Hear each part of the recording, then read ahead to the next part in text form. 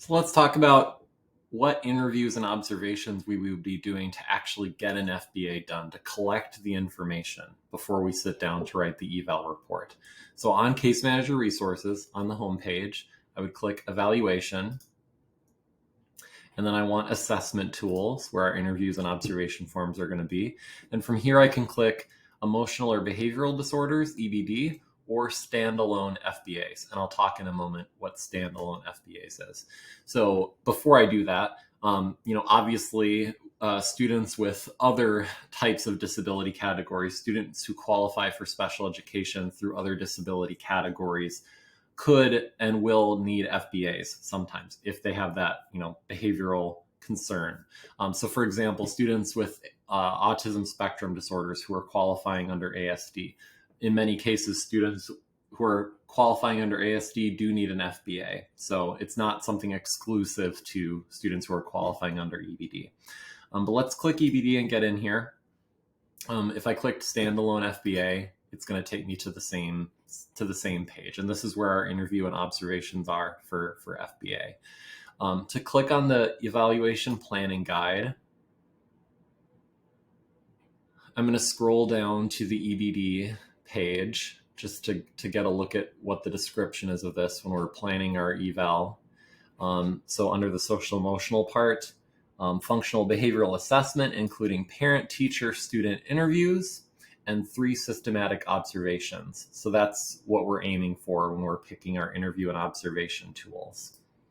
Before I just talk about those tools, just to summarize what a standalone FBA is, the school can do a functional behavioral assessment on its own, standing alone. So for example, say that the student maybe a year and a half ago had a full-blown special education evaluation, a comprehensive evaluation. So it's been about a year and a half. The student comes back from summer break and wow, the pattern of behavior is very different. Student is now tipping desks over. We're seeing physical aggression. Things are really different than when they left us last spring. And instead of doing a full comprehensive reevaluation, a year and a half after we did the last one, the school can just propose a standalone functional behavioral assessment to get information about that behavior pattern so that we can beef up the IEP, add a behavior support plan, most likely, or modify the BSP the student already has. So with that said, let's get into these interview and observation forms. So remember, we're doing a teacher, parent, and a student interview, and then 3 systematic observations. So I already opened up these links for the parent, teacher, parent, and student interview. So this is just a brief look at what those look like. So for the teacher interview, right, I could print this guy off. I could sit down with the teachers during prep and interview them. I could put this in mailboxes, have the students teachers complete them on their own, give them back to me. I could follow up then with questions. You're often going to want to clarify, maybe very little was written in one piece here, and you have follow-up questions. So of course, if you're just letting them do it on their own, you probably want to follow up and clarify anything that's unclear.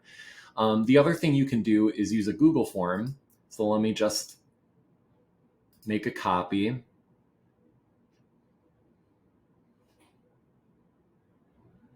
And I would, put the student's initials in here. I would send it, type the teacher's email address, write a description like, can you please fill this out for so-and-so by this date? And this is a really useful way for a number of reasons to do the interviews. If the student has multiple teachers, for example, like if you're in a middle or a high school, student might have 6 teachers. Instead of taking 6 separate pieces of paper, when those responses start to come in and we're asking questions about, what strengths does the student have, I would see all 6 of the teachers' responses about their strengths right next to each other. That's pretty helpful for me as I'm writing the evaluation report. When teachers are checking boxes about what behaviors of concern are the primary behaviors of concern, if you have 6 teachers doing that, the Google form will give you a chart and kind of put that data together for you, which again is very helpful when you're writing the evaluation report, instead of having 6 pieces of paper in front of you and you trying to to look across them yourself. It's also convenient for the teacher. They can type out their responses. A lot of people are faster at typing than they are handwriting. And then, of course, if you are sending this to a teacher, you want to follow up if there's anything unclear. You want to reach back out to them and say, hey, you said this. Can you tell me a little bit more about that? Same thing with a parent. We have the option of sending that Google form. If I sent that to a parent, I'd want to make sure, are they going to be comfortable doing this? Would they prefer that I called them? Some parents do, like they need you to call and talk them through it. But it just depends. And then the student, we don't have a Google form. In all likelihood, you're going to either be having the student come to your classroom and you're going to ask them these questions and take your own notes on this piece of paper, or you would, for maybe a secondary student, hand this to them and let them fill it out themselves. And then before they go back to class, you would read it over. And then again, if there's anything unclear or things you need more information on, you ask the student right then and there. And then if the student has questions and they're unclear about the questions, you can tell them. So those are the interview forms. The ones I didn't talk about were this reinforcement checklist. So let's look at that. So this is just it lists a bunch of things that could potentially be reinforcers, incentives for the student, and just asks them to circle yes or no. Am I interested in this? So when you're getting to that point of talking about the student's behavior plan and saying, hey, when they're using this point card, they're checking in with us. These are the things they have the options of earning. This helps you inform that, what incentives you want to make available to the student. The forced choice is just a different way of going about it. I've certainly had students who go through this list and just circle no to pretty much everything. And a forced choice just says you have to pick one or the other. Which of these things do you like better? And then that helps you narrow down the types of incentives the students are finding reinforcing. So you can do both. For example, like the first time a student is going through an FBA, you might want to do both of these. Say that you are doing a reevaluation and it's not the first time a student has had an FBA. Things are pretty consistent. The team feels like the student interview questions, we know the student really well. A lot of this is really consistent. You might just do one of these reinforcement checklists. It's really the evaluation team's discretion about what information they need. Then we get to observation forms. So there's a bunch here, and I'm going to talk through them.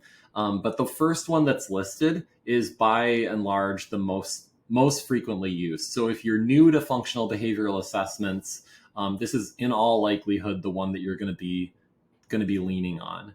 Just know that. And when it says ABC, antecedents, behaviors, and consequences. So remember our chart here. So antecedents, those setting events and the antecedents, so the lighter fluid and the match, and the behaviors, of course, and then the consequences. So what's coming after the behavior that keeps this pattern rolling. So that's what we mean by the ABC narrative. So when we click that, you would type out or write out by hand. So you can either print this, or here's a button where you can just make a copy so you can type into it. But you're sitting there in class watching the student. Maybe they blurt and you write that out, and then you would write out what happened before that. Maybe somebody gave them a glance or the teacher was giving instructions, just what happened before. And then what happened after? Like, did the teacher give them a look? Did the teacher come and talk to them? Did the teacher redirect them? Did other students look at them? What happened after? It's just like telling a story, right? Every time this problematic behavior happens, you're writing it down, and then what happened before, what happened after. So there's information here about, in bold, what types of behavior it makes sense to use this observation form to capture. And there's even some examples here, like throwing items, inappropriate comments to peers, leaving their seat. So that is consistent with the rest of these. I'm just going to remind you again of what I said, though, that if you're new to FBAs, this is the most frequently used one. It's going to be the most likely one you'll be using, especially if you're new to this.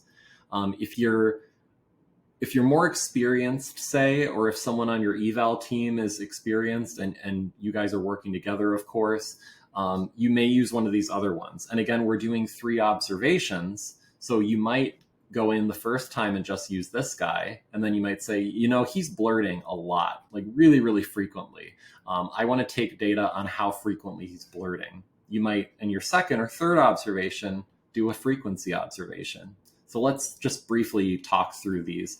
Duration is just, and again, we have the bold text here about what kind of behaviors you want to use it for, and even some examples, like tantrums, for example, like an extended thing. So with a duration observation, we're basically getting a start and an end time and figuring out how long the incident lasted. With frequency and rate, we are basically doing tallies. So we were here in this class for how long, and in that 10 minutes or 12 minutes, whatever, how long we were there, we're tallying how many times the behavior occurred. So remember that example I gave where, maybe the first observation you do this ABC and just get that narrative of what behaviors are happening, what happens before, what happens after. And then your hand starts to get tired because you're like, man, he's blurting a lot. I'm having to fill this out so many times. The second or third time, again, you might say, okay, let's start to get a sense of really how frequently that is happening. So you might focus on the frequency for that blurting. Interval partial. So this breaks up, these are seconds, so like 30 seconds to a minute, 1 minute to 90 seconds. So it's little 30-second chunks. So however long you're here, you just keep looking at your watch and going through these chunks, and you write out behaviors of concern. And then if it happened, if it happened at all during this first 30 seconds, you just put a little check and you say, okay, it happened. And you just do that. So like if this was out of seat behavior, if he was in his seat this full 30 seconds, I would not check this box. If he's out of his seat at any point during this 30-second chunk, then I would check this. And then, the thing you end up with is a % of those intervals where the student did this behavior. And again, think about, there's so much information here about what types of behaviors that makes sense for.